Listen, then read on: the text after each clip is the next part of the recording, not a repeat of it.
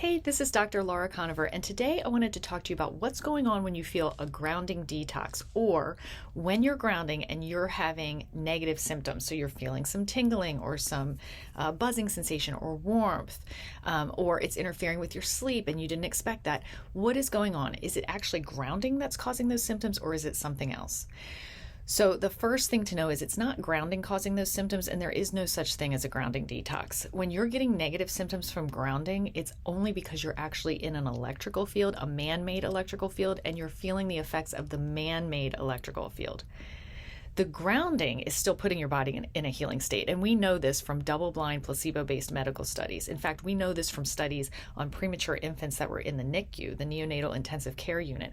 They're in the most man-made dense electrical fields you could possibly imagine. And so there was a study showing that grounding these infants for 40 minutes improved their heart rate variability and other markers of survival. So we know, even if you're very vulnerable and your survival is not a given, and you're in an electrically dense smog of man-made EMFs and you're grounded, you're still in a healing state. Now, if you're electrosensitive, will you feel the negative effects of being in those man-made EMFs? Yes.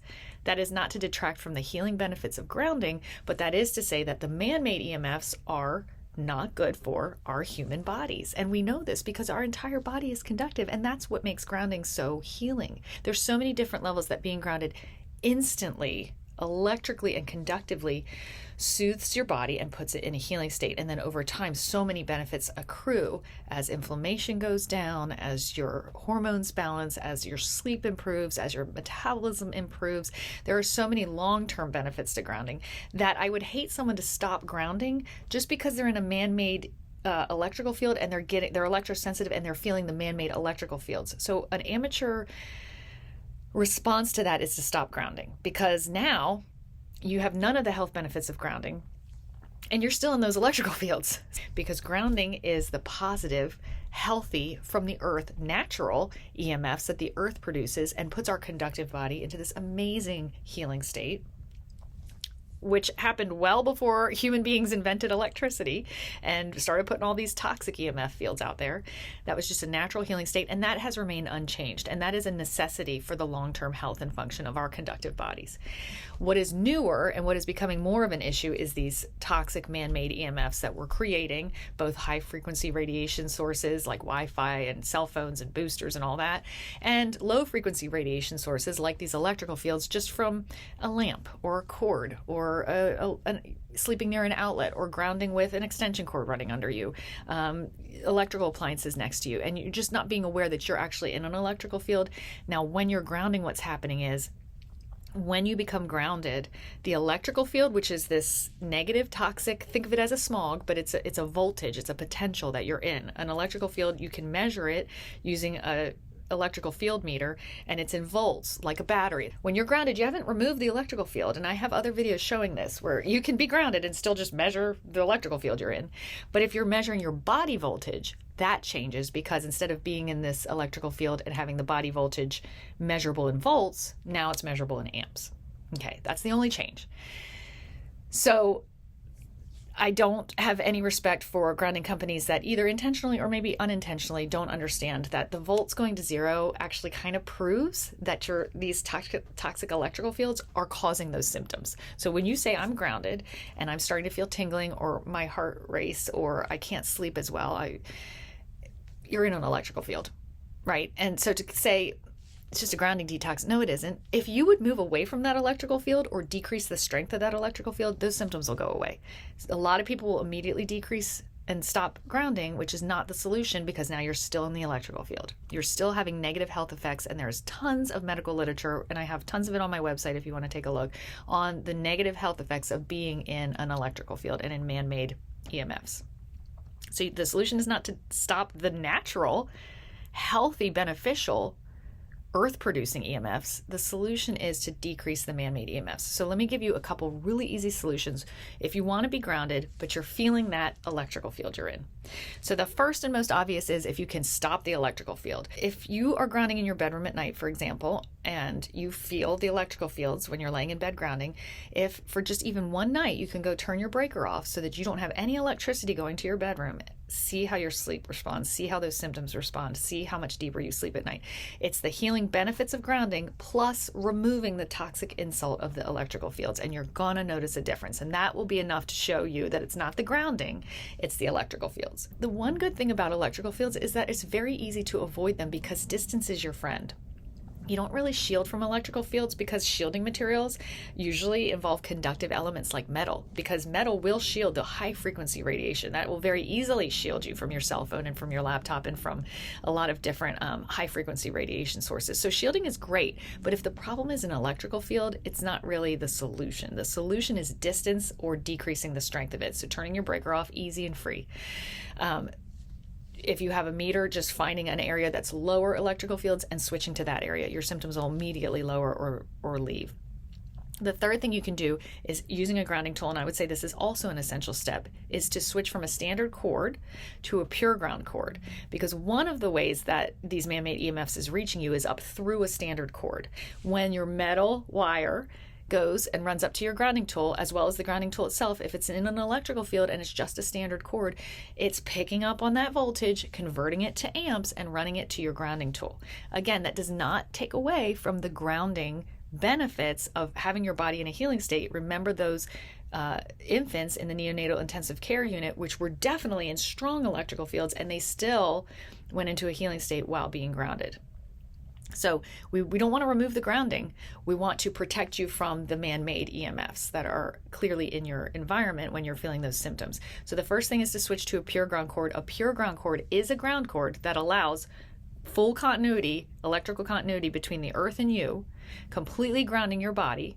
Electrons are flowing. It's a healing state, but it has a filter, so it will not let anything from the outlet, any electrical current from the outlet to travel up the cord, nor even if you're using a ground stake, you still want a pure ground stake, because it's also got shielding material wrapping the entire length of the cord all the way up to your ground tool. So even if it's passing by your bedside lamp, and even if it's going by your charging station, and even if it's running by the wall where there's a bunch of cords going through, it's not picking up on those electrical fields and bringing them to your grounding tool.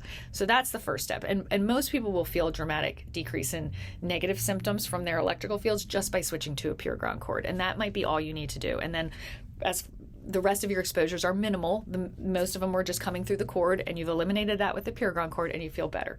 If you notice you are still feeling symptoms and you have the pure ground cord in place, that means that your symptoms are now eliminated from traveling up the cord, but you must still have an electrical field in the area that you're grounding. So now what you want is to create distance, or turn the breaker off and double check that. Electrical fields die out very quickly. They only emanate 2 to 3 feet away from a cord or an appliance or the wall or the socket. So, and do keep in mind that electrical fields are present even if an appliance is turned off. So if you have a bedside lamp, you like to read in bed at night, that's awesome. You turn off your lamp, it's still radiating out 2 to 3 feet around the turned off lamp and the cord, which is turned off. The whole thing has an electrical field still, as if you were using it.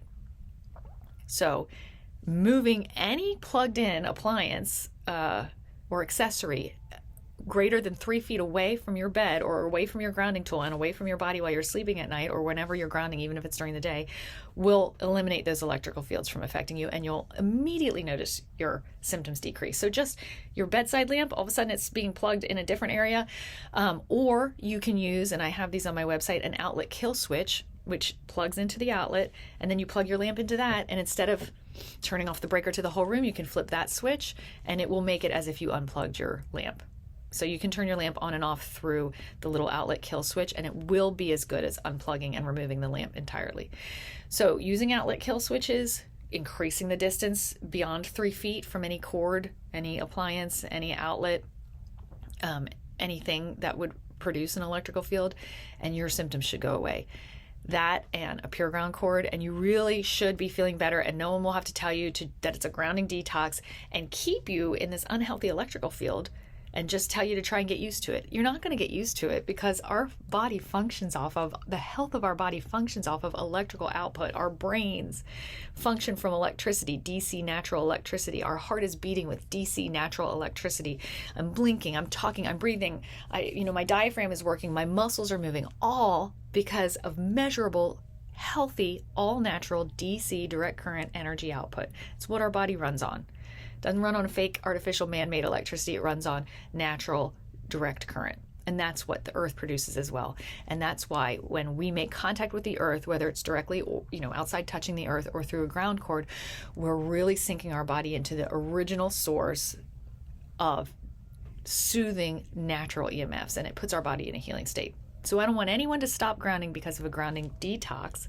I want that to make them aware that they're in an electrical field, and that's what needs to be addressed. If you stop grounding, not only have you removed that healing element from your body's support system, but you're still probably in that electrical field, right? If you don't know to address the electrical field, then you're just having a toxic exposure that is doing cumulative damage, causing inflammation, causing neuroinflammation, causing pain, causing autonomic nervous system dysfunction, sometimes causing rashes, sometimes impacting fertility. There are a lot of different ways that man-made EMFs impact our health. And if you just stop grounding, you've just screwed yourself over in two different ways, because you're still in the artificial EMF exposures and you're not even counterbalancing it with the natural EMFs of the earth at all. So we want to continue to have the natural EMFs of the earth support our function and our health. And we really want to just decrease the electrical exposures and not write it off as a grounding detox and not ignore it and not just stop grounding and then try and forget about it.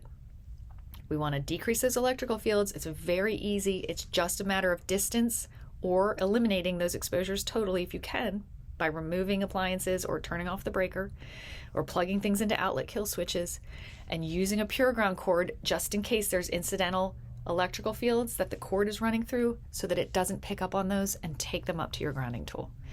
So keep grounding in good health. Please tell your friends and family what a grounding detox really is and forward them this video. And I hope it was really, really helpful.